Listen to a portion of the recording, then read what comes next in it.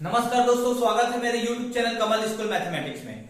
आज हम SCERT रायपुर द्वारा संचालित कक्षा 10वीं के गणित विषय के अध्याय नंबर 1 बहुपद पॉलिनोमियल्स के ऊपर बात करेंगे और साथ ही आज हम प्रश्नावली 4 के ऊपर बात करेंगे। अभी तक मैंने प्रश्नावली 1, 2 और 3 को कंप्लीट करा दिया है। अगर आप प्रश्नावली 1 और 2, 3 का सॉल्यूशन नहीं देखे होंगे तो आप उसको देख सकते हैं। मैं उसका वीडियो का लिंक मैं अपने डिस्क्रिप्शन पे दे दूंगा इस वीडियो के।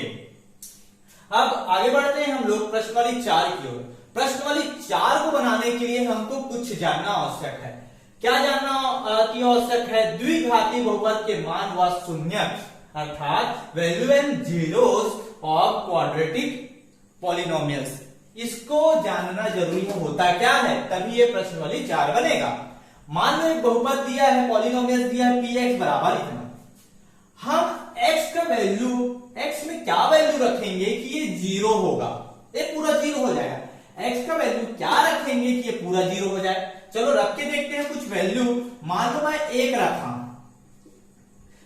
x की वैल्यू कितना रख रहा हूं? 1। तो ये 1 होगा, 1 की घात 2 ऋण 3 इंटू 1 माइनस 4, तो क्या हो जाएगा? 1 आएगा माइनस 3 माइनस 4। इसको सॉल्व करेंगे तो माइनस 7 और एक उसमें से घटेगा, कितना आएगा? माइनस 6। देखो इसको सॉल्व किए, कितना 1 रखे तो क्या आया? माइनस 6। ये 0 आया क्या? नहीं आया। और कुछ रख के देखते हैं, हमको कितना, कब तक ऐसा वैल्यू का ऐसा मान रखेंगे, x का मान रखते जाएंगे जब तक x ये px 0 ना हो जाए। मान लो मैं इसका मान -1 रखा, -1 रखा x का मान, x की वैल्यू कितना रखो? -1। तो -1 की घात में 2 ऋण 3 इंटू -1 ऋण 4। अभी क्या हो जाएगा? देखो ये -1 की घात में 2 मतलब कितना आएगा? 1 ही आएगा, चाहे कितना भी घात रहे, सम संख्या ये, और तो ये ऋण का क्या हो जाएगा? धन हो जाएगा। और 1 की घात 2 मतलब 1 ही आएगा, तो 1 आएगा। ये माइनस माइनस क्या हो जाएगा? प्लस में ये 3 माइनस 4 मतलब क्या आया? 4 माइनस 4 इज इक्वल टू कितना आया? 0। मतलब हम x का मान क्या रखेंगे कि ये 0 होगा? क्या रखेंगे? -1 रखेंगे तो 0 होगा। जिस वैल्यू पर, x के जिस मान पर ये बहुपद शून्य हो जाए वही क्या कहलाता है? शून्य कहलाता है। मतलब इस बहुपद का, इस पॉलिनोमियल का शून्य क्या है? -1। इसका शून्य क्या आएगा? -1। तो इस शून्य क्या होता है आप लोग को समझ में आ रहा होगा? शून्य क्या होता है? इसका क्या शून्य क्या है? -1। इस बहुपद के और शून्य होंगे, अभी तो हम एक ही निकाले हैं, और हम लोग ऐसी मान रख रख के देखते जाएंगे तो और कुछ वैल्यू निकलेगा जिसमें इसका मान शून्य हो जाएगा। तो वही क्या होगा? शून्य। हम तो अभी एक ही वैल्यू निकाले हैं, और इस तरीके से निकालने में, वैल्यू को रख रख के निकालने में बहुत समय लगता है। मेरा पहला काम मैं आप लोग को ये समझाना चाह रहा हूं कि शून्य क्या होता है। शून्य क्या होता है? x का कुछ भी मान रखो, x का क्या मान रखे कि ये शून्य हो जाएगा। ये शून्य हो गया तो वही क्या होगा? शून्य कहलाता है। तो इसके तो एक ही वैल्यू नहीं होंगे, और वैल्यू है इसके शून्य, इसका शून्य कम से कम एक और वैल्यू होगा जिससे ये शून्य हो जाएगा। तो अभी तक हम एक ही वैल्यू निकाले, और वैल्यू निकालना है या तो इस तरीके से निकालने में हमको बहुत समय लगेगा। हम तो रख ये तो इत्तेफाक से -1 रखा तो आ गया, 0 आ गया। अभी हम सोचते जाते, रखते जाते 2, 3, 4 तो ये बढ़ते जाता और शून्य नहीं आता। तो हम लोग को सोचने में बहुत समय लगेगा कि ये यहाँ पर क्या रखेंगे कि ये वैल्यू शून्य हो जाएगा। एक और तरीका है जो आसानी से कि हम इसका क्या रखेंगे तो शून्य हो जाएगा, तो वैल्यू को निकालना सीखते हैं। तो वैल्यू इस तरीके से भी हम लोग कर सकते हैं, वैल्यू को पुट कर करके। और दूसरा तरीका बता रहा हूं, ये जो px क्या है? x की घात 2 ऋण 3x ऋण 4। px का मान क्या, तो ये इसको क्या लाना है? हमको शून्य ही लाना है। इसमें क्या वैल्यू रखेंगे? पूरा शून्य हो जाएगा। तो ये वैल्यू शून्य लाना है तो शून्य कर दो बगैर, ठीक है। अब इसको हम लोग सॉल्व करते हैं। सॉल्व कैसे करते हैं? मध्य पद को सॉल्व करना मैं आप लोग को पिछली क्लास में बताया हूं। अगर आप नहीं देखे होंगे तो आप लोग उसको देखिए, तो इसको कैसे सॉल्व करते हैं आपको पता चल जाएगा। मैं इस वीडियो के डिस्क्रिप्शन पे उसका लिंक दे दूंगा। अब इस कैसे सॉल्व करते हैं, पहले तो इसका और इसका मल्टीप्लाई करते हैं। 1 और 4 का मल्टीप्लाई किया क्या आया 4, ये 2 दूनी 4, 2 एकम 2, ये आया। अब इसको कैसे तोड़ें कि -3 आएगा, x की घात 2। अब ये देखो 2 गुणा 2 गुणा 1 है, तो क्या हो जाएगा, देखो 2 एकम, ये 2 दूनी 4 कर दो और 1, मतलब 4 में से 1 घटाएंगे कितना हो जाएगा, 3 होगा। परंतु हम यहाँ पर कितना लाना है, -3, तो 4 को माइनस में लिखना पड़ेगा और 1 को किस में, प्लस में, तो ये क्या हो जाएगा -3। इसके ऊपर हम लोग डिटेल से बात कर चुके हैं। अब ये क्या हो जाएगा, देखो -4 क्या हो गया, x है तो x और ये plus x -4 is equal to 0। अब देखो इन दोनों में से कॉमन क्या निकलेगा, x, तो ये क्या बच गया x, ये क्या बचा इसमें -4। अब इन दोनों में से क्या निकलेगा, 1 निकलेगा, तो ये क्या हो जाएगा x -4 इज इक्वल टू 0। तो ये क्या हो गया x -4, ठीक है, और क्या हो जाएगा x + 1 इज इक्वल टू 0। इसको सॉल्व करने से ये गुणनखंडन निकालना हम लोग सीखे हैं अभी, ठीक है। अब इसको कैसे करेंगे, ये दोनों को बराबर 0 अलग अलग लिखेंगे, ये हो गया, और एक x + 1 बराबर 0, ठीक है। ये दोनों का बराबर में 0 है, तो एक बार इसको बराबर 0 करो और एक बार इसको। अब यहां से x का वैल्यू निकालो, क्या आएगा 4 आएगा, ठीक है। यहां से निकालोगे क्या आएगा, -1 आएगा। देखो एक वैल्यू हम लोग निकाले थे, -1 निकाले थे, तो एक वैल्यू आया कि नहीं, और ऐसी करते हम लोग रख रख के देखते तो 4 पर भी ये वैल्यू पूरा क्या होता, 0 होता। तो x का मान अगर 4 रखोगे ना, तो ये वैल्यू क्या हो जाएगा, पूरा 0 हो जाएगा। एक तरीका शून्यक, यही क्या कहलाएगा उसका शून्यक, मतलब x का वैल्यू अगर आप इसमें रखोगे तो ये पूरे का पूरा क्या हो जाएगा, 0 हो जाएगा। x बराबर 4 रखोगे तो 0 हो जाएगा, और x बराबर -1 रखोगे तो 0 हो जाएगा, ठीक है। तो यही कहलाता है शून्य, क्या तो 0, ठीक है। समझ में आया, तो इसका शून्य पूछा जाए इस बहुपद का, तो कौन क्या क्या आएगा, 4 और -1। आप इस तरीके से अगर निकालने जाओगे तो बहुत समय लगेगा और बहुत दिमाग लगाना पड़ेगा। अगर आप इस तरीके से निकालने जाओगे तो बहुत आसानी से आप इसको निकाल सकते हो, ठीक है। कई बार शून्यक दिया रहता है, हम लोग तीसरे अभी क्या निकाले, शून्यक निकाले, शून्यक निकाले। कई बार शून्यक दिया रहता है, इसमें क्या दिया, देखो इसमें शून्यक निकाले, इसको पता। कई बार शून्यक दिया रहता है और क्या बोलते हैं हम लोग को कि गुणनखंड ज्ञात कीजिए। तो देखो इसका उल्टा जाओगे तो ये प्लस में 4 है, तो यहां पर क्या आ रहा है, माइनस में, देखो x -4 आ रहा है ना, ये प्लस में है तो x के साथ माइनस हुआ। अगर ये माइनस है तो क्या हो रहा है, प्लस हो रहा है, x + 4 हो रहा है, ठीक है। तो x माइनस में है तो x + 4, और प्लस में है तो ये माइनस में हो रहा है, माइनस में है तो प्लस में, और प्लस है तो माइनस में। तो अगर शून्यक दिया रहेगा तो गुणनखंड निकालने का फॉर्मूला बन जाएगा यहीं से। वो फॉर्मूला क्या है मैं भी कुछ देर में आप लोग को बताता हूं। मतलब ये आप जानो कि अगर शून्यक दिया है तो उसका गुणनखंड कैसे निकाला जाता है, तो गुणनखंड निकालने का मैं अभी फॉर्मूला बता रहा हूं। प्रश्न वाली 4 का पहला क्वेश्चन बोल रहा है, नीचे ax की घात 2 धन bx धन c के रूप के कुछ द्विघाती बहुपदों के शून्यक दिए गए हैं, तब बहुपदों के गुणनखंड लिखिए। मतलब अभी हम लोग क्या सीखे थे, शून्यक कैसा निकाला जाता है। अब इसमें जैसा कि मैं बताया था, इसमें शून्यक दिया है तो उसका गुणनखंड कैसे निकाला जाता है, तो उसको कैसे लिखेंगे, उसका गुणनखंड कैसे निकालेंगे। तो मैं बताया था कि एक फॉर्मूला बताऊंगा। तो फॉर्मूला क्या होता है बता रहा हूं। अगर क्या दिया हो, शून्यक, मान लो ax की घात 2 धन bx धन c के शून्यक दिए हैं, शून्यक दिया है, तो गुणनखंड क्या होगा, इसका फॉर्मूला क्या होगा, x - a और x - b, ये फॉर्मूला होगा। ये a और b नहीं करते, इसको कैपिटल में कर देता हूं, a और ये b। ये a और b क्या है, जो शून्यक दिया होगा ना, ये लिख देता हूं, जहां a तथा b क्या है? शून्यक। देखो ये फॉर्मूला होगा, इस फॉर्मूले की मदद से आप आसानी से किसी का शून्यक दिया होगा तो उसका क्या निकाल लोगे? गुणनखंड। देखो ये बहुपद है, इसका शून्यक क्या है? ए और बी। ए और बी शून्यक है तो आप उसका गुणनखंड कैसे निकालोगे? x माइनस ए और x माइनस बी। आप इस फॉर्मूले से इसको आप लोग याद कर सकते हैं। तो ये फॉर्मूला आपको याद होना चाहिए। तो अगर शून्यक दिया है तो उसका गुणनखंड आप आसानी से निकाल सकते हैं। चलो अब बना के देखते हैं हम लोग। तो इसमें क्या है? शून्यक दिया है तो इसका गुणनखंड क्या होगा? गुणनखंड क्या होगा? x माइनस, ये माइनस तो फॉर्मूले में है, a की जगह क्या है? 3 और b की जगह क्या है? 4। तो x माइनस 3 और क्या हो जाएगा? x minus 4। इसका आंसर हो गया ये पहला का आंसर है। अब हम बढ़ते हैं आगे।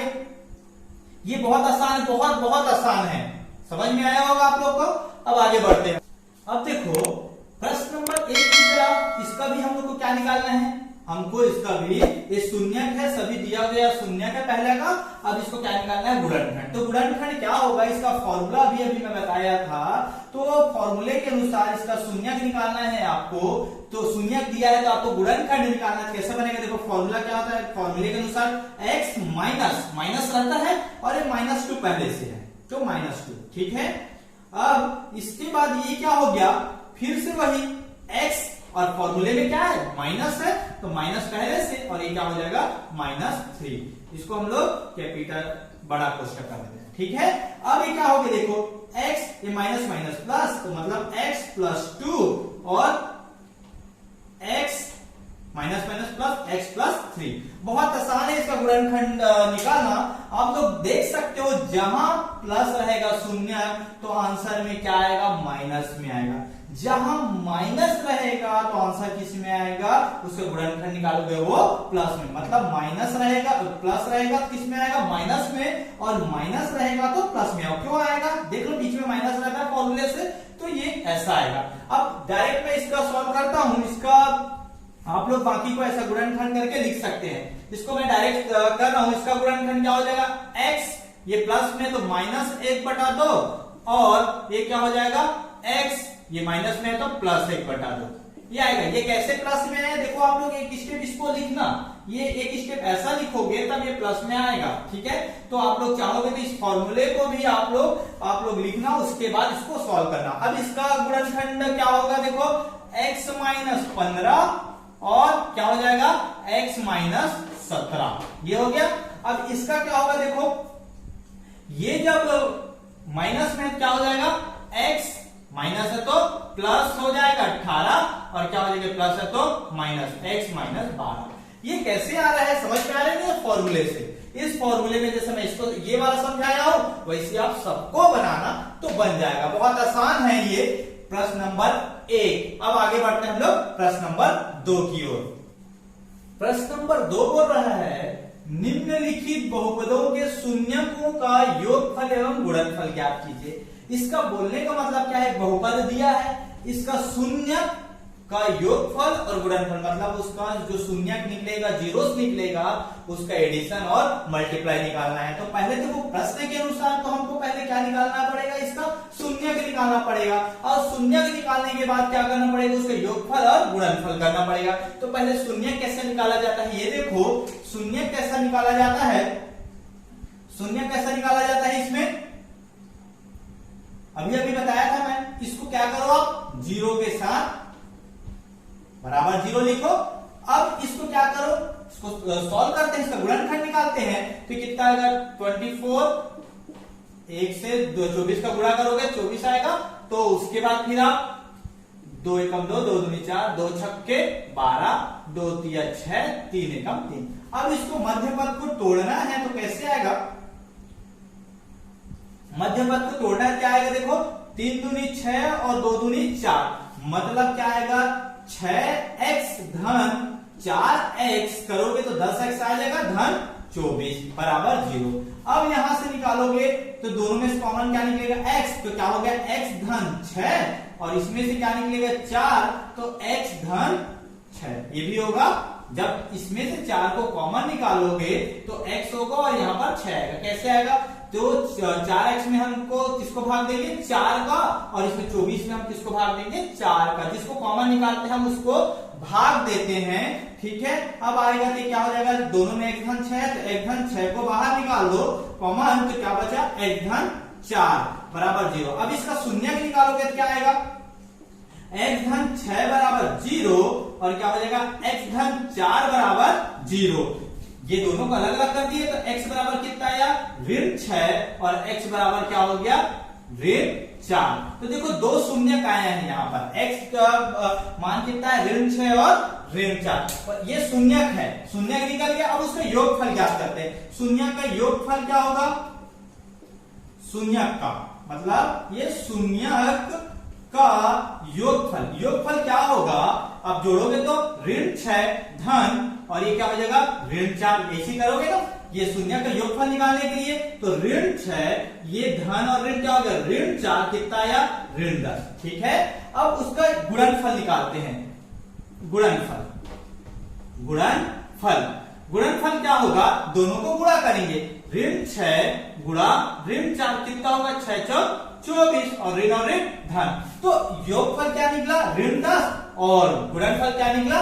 24। ये तो निकालने के इसका लॉन्ग मेथड है, परंतु आपको इस मेथड से नहीं निकालना है। आपको इस मेथड से नहीं निकालना है। एक सिंपल सा मेथड बताऊंगा फॉर्मूले से आपको। ये तो समझाने के लिए मैं इतना लंबा समझाया कि वो शून्य का योगफल क्या होता है। पहले शून्य निकालो, उसके बाद योगफल ज्ञात करो, और गुणनफल करने के लिए शून्य को निकालो, उसके बाद उसका गुणनफल करो, ठीक है। ये तो एक तरीका है, ये तो बेसिक तरीका है, परंतु आपको इस तरीके से नहीं बनाना है।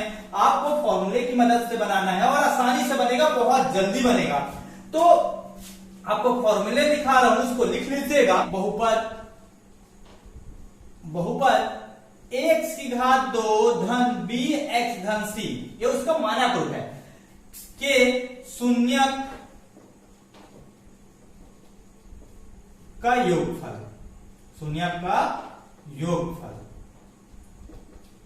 योगफल क्या होगा?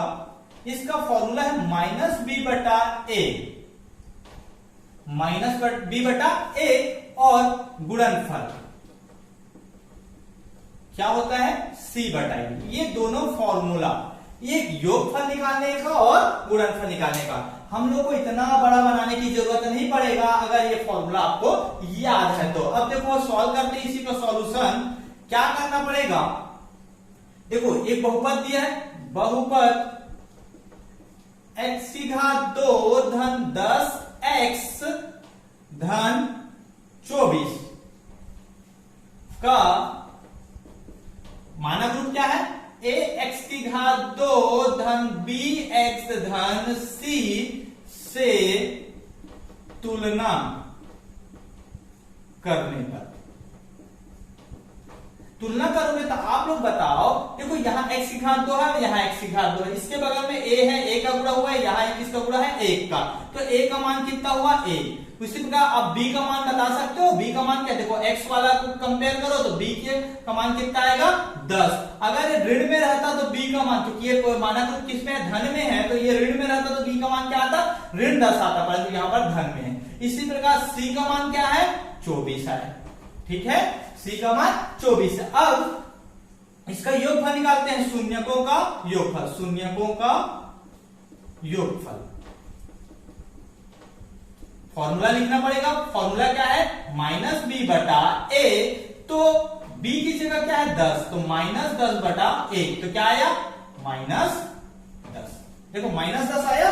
इसमें योगफल निकाले, किसमें कितना है? माइनस 10। कितना आसानी से निकाल लिया फॉर्मूले की मदद से, परंतु तो इसको जानना जरूरी है, ये बेसिक है, ठीक है। उसके बाद शून्यकों का गुणनफल। आप फॉर्मूला लिखना, c बटा a होता है, तो c का मान कितना है इसमें? देखो c का मान कितना है? 24, और 1 का मान कितना है? a का मान कितना है? 1। 24 बटा 1 मतलब 24। देखो आया शून्यकों का गुणनफल 24।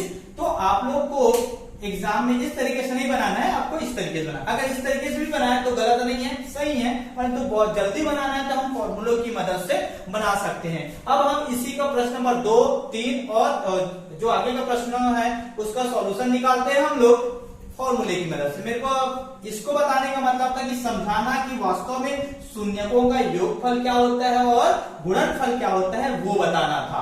तो इसकी मदद से आप उसको समझ गए, तो निकालेंगे हम क्या, इस फॉर्मूले की मदद से। ठीक है, प्रश्न नंबर 2 का दूसरा, इसका भी हम लोग को क्या निकालना है, शून्यकों का योगफल एवं गुणनफल ज्ञात कीजिए। तो हम लोग कैसे लिखते हैं, बहुपद 2x की घात 2 ऋण 7x ऋण 9 का किससे, ax की घात 2 धन bx धन c से तुलना करने पर, तुलना करेंगे तो a का मान क्या निकला, a का मान जब तुलना करोगे तो a का मान क्या निकलेगा 2, b का मान कितना निकलेगा, प्लस में और ये माइनस में रहेगा तो -7, c का मान क्या निकलेगा देखो -9, ये c।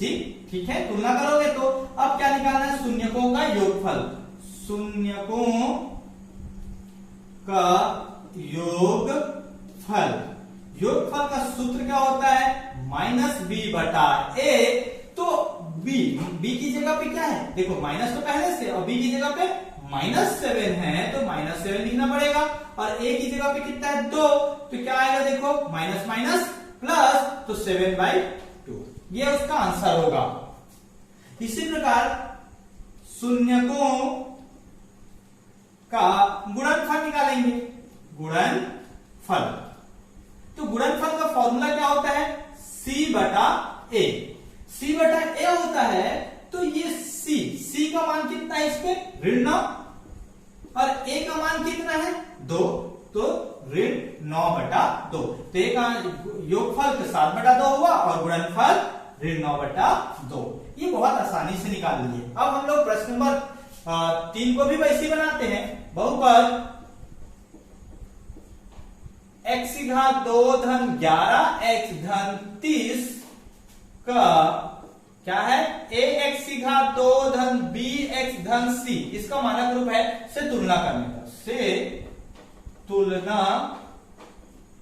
करने पर, ठीक है, करने पर तो तुलना करोगे तो क्या निकलेगा, a की जगह कितना निकलेगा देखो 1, b की जगह क्या निकलेगा 11, ठीक है, और c की जगह पे क्या निकलेगा 30, ये आ गया। तुलना करोगे तो अब इसका शून्यकों का योगफल, योगफल क्या होगा -b/a, ठीक है, b का मान क्या है, माइनस तो पहले से, b का मान 11 और a का मान 1, तो क्या आया -11, ठीक है। योगफल, गुणनफल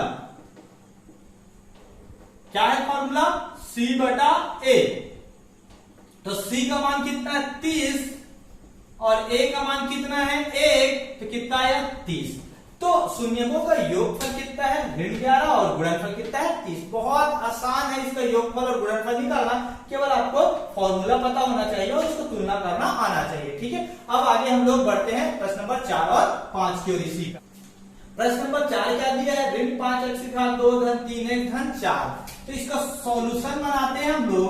सबसे पहले तो इस बहुपद का तुलना करेंगे, ऋण 5x की घात 2 धन 3x धन 4 का तुलना ax की घात 2 धन bx धन c के साथ तुलना करेंगे, तो a का मान क्या निकलेगा इसमें देखो, a का मान क्या निकलेगा ऋण 5, b का मान क्या निकलेगा देखो, b की जगह पे 3 और c का मान क्या निकलेगा 4, ठीक है। अब इसमें देखो शून्यकों का योगफल का फॉर्मूला क्या होता है -b/a, ठीक है, ये माइनस, अब b की जगह पे कितना है 3 और a की जगह क्या है 5, ऋण 5, तो माइनस माइनस कैंसल, कितना आया 3/5, ठीक है, 3/5 आया। अब शून्यकों का गुणनफल निकालते हैं, उसका फॉर्मूला क्या होता है c/a, c की जगह पे क्या है इसमें 4 है और a की जगह पे ऋण 5 है, तो आप लोग आंसर में ये तो 4/ऋण 5 आया, परंतु आप आंसर में कभी भी ऋणात्मक को नीचे में मत लिखना। ऋणात्मक को इसका स्टैंडर्ड फॉर्म होता है ऋण को ऊपर लिखा जाता है, तो क्या हो जाएगा ये ऋण 4/5। अब ये कैसे आया, ये ऋण ऊपर कैसे चला गया, ये सवाल पैदा होता है कि ये मैं ऋण को ऊपर क्यों लिख दिया। इसका कारण है क्यों लिखा जाता है। देखो,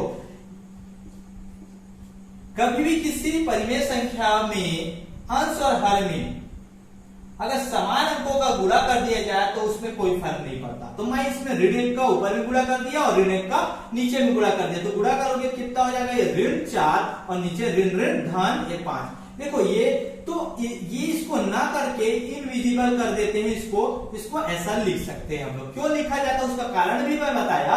ऋण 1 का ऊपर और नीचे गुणा किया जाता है तो कोई फर्क नहीं पड़ता। तो 4/ऋण 5 को आप ऋण 4/5 लिख सकते हो। अब आप लोग बढ़ते हैं आगे प्रश्न नंबर 5 की ओर। देखो x की घात 2 धन x ऋण 12 दिया, तो ऐसे बनाएंगे सॉल्यूशन इसका हल। बहुपद x की घात 2 धन x ऋण 12 का x की घात 2 धन bx धन c से तुलना करने पर, ठीक है। तो क्या आएगा, तुलना करोगे तो a का मान कितना आएगा 1, b का मान कितना आएगा, देखो b का मान इसमें कुछ नहीं मतलब 1 और c का मान क्या दिया है इसमें ऋण 12। अब योगफल का सूत्र क्या होता है, ऋण b/1, तो b का मान कितना है 1 और ऋण तो पहले से ऋण 1/1 अर्थात कितना आया ऋण 1, ठीक है। अब c गुणनफल का सूत्र होता है c/a, तो c का मान कितना है ऋण 12 और a का मान कितना है 1, तो इसका आंसर क्या आया ऋण 12। मतलब आंसर हुआ ये योगफल कितना आया ऋण 1 और गुणनफल कितना आया शून्यकों का ऋण 12। अगर लॉन्ग मेथड से आप इसको बनाना चाहोगे तो इसका सबसे पहले तो शून्यक निकालोगे, शून्यक निकाला बताया, उसके बाद उसको जोड़ोगे तो ये आएगा, उसको गुणा करोगे तो ये आएगा। उतना लंबा ना बना के हम डायरेक्ट फॉर्मूले से बना देते हैं।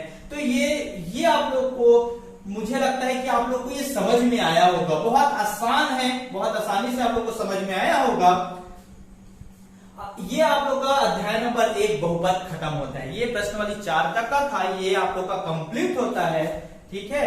अगर आप लोग को मेरा वीडियो आपको पसंद आया होगा, आप लोग को ये समझ में आया होगा, तो लाइक कीजिए और अपने दोस्तों तक भी शेयर कीजिए ताकि वो भी इसको सीख सके। साथ ही साथ आप सब्सक्राइब कीजिए, अगर अभी तक मेरे चैनल को सब्सक्राइब नहीं किए हैं तो सब्सक्राइब कीजिए और बेल आइकन को दबा दीजिए, जिससे जब भी मैं वीडियो बनाकर अपलोड करूं तो आपके नोटिफिकेशन तक पहुंच सके।